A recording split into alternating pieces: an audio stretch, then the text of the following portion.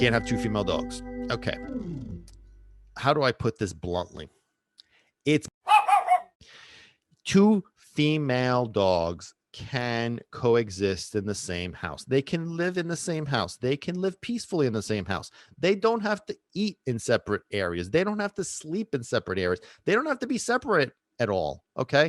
It's okay. Now, if you don't believe that, then you are on one side that abides by dog training mentality. And the dog training mentality doesn't really apply in this kind of stuff. The reason's simple.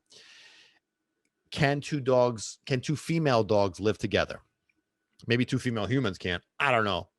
Let me tell you about that one. It's like maybe a warfare. I don't know. Maybe that's where the whole myth came from.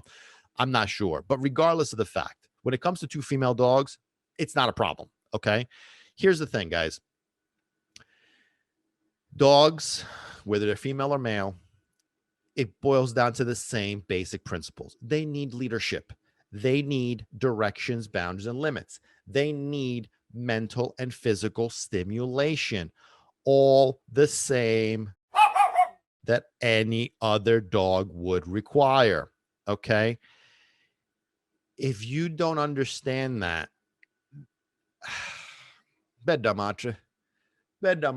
look, there's so many cases of dogs that get adopted. Two female dogs come into the same house and all of a sudden it's a fight. And okay, it's because it's two females.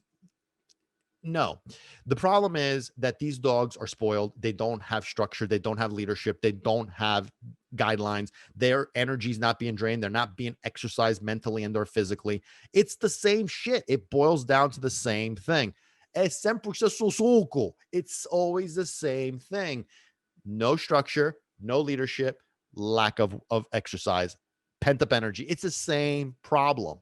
So why does this myth take place? Well, there's two factors to it. The first one is that there's those that don't believe in the whole leadership concept, that dogs, the whole, pack leaders and dogs need to be told what to do. They don't abide by that. So they don't believe in that. Whatever. Spero che te la voce. All right. So pensate voce. Salutam. I'm not even going to go down that road. But what I've found is that oftentimes dog trainers, especially the ones that I call trick or treaters, that do the obedience commands and the treats, their way of training doesn't work for this stuff. It does not fix the behavioral issues. It does not fix the fact that these dogs are not stimulated. Their excitement level's too high because the trick or treating method creates high levels of excitement.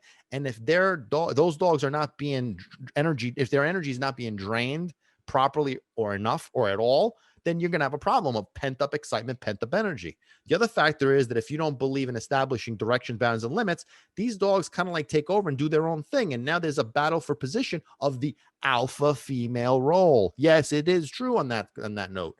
So the problem is that, people will call it these type of dog trainers in, their trick-or-treating methods do not work to fix the dogs that are fighting, these two female dogs that are fighting. And so what ends up happening is that some of these trainers will not admit that it's them that don't know what to do. So they have to find an excuse. There's all excuses.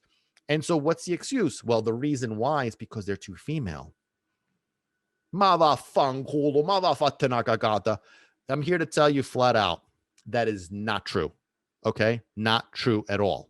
Hey guys, thanks for watching. That was a clip taken from an upcoming episode of our podcast, Barking for Balance, which premieres every Thursday. Make sure you hit that subscribe button. You don't want to miss out. It's really cool. You could also listen to the podcast on all major platforms. Links are down below in the description.